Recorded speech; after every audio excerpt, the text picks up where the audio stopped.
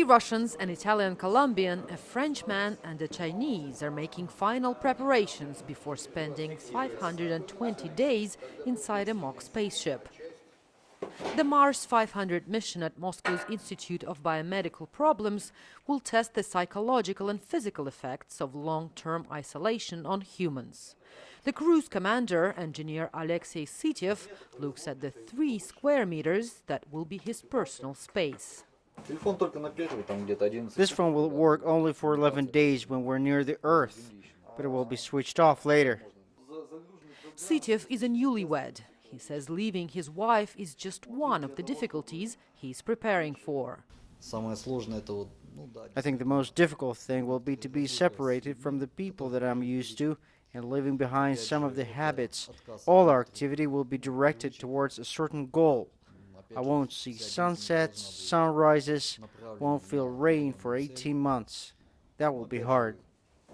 Each astronaut will be paid the equivalent of $100,000. They'll have 2 days off each week. They plan to conduct more than 100 scientific experiments with their psychological and physiological data recorded throughout the mission.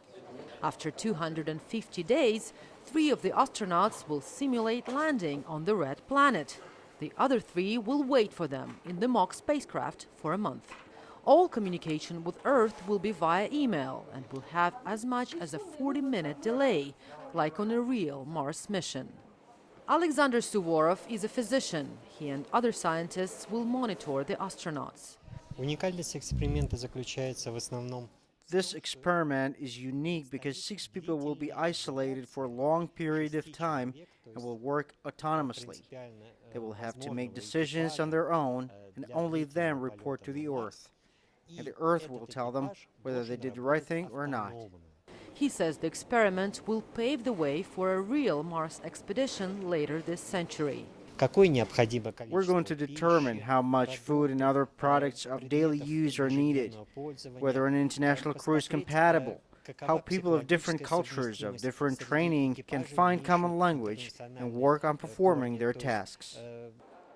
Mars 500 is the third in a series of interplanetary flight simulations. The earlier ones were shorter. The current experiment is set to end in November 2011. Anya Ardaeva, VOA News, Moscow.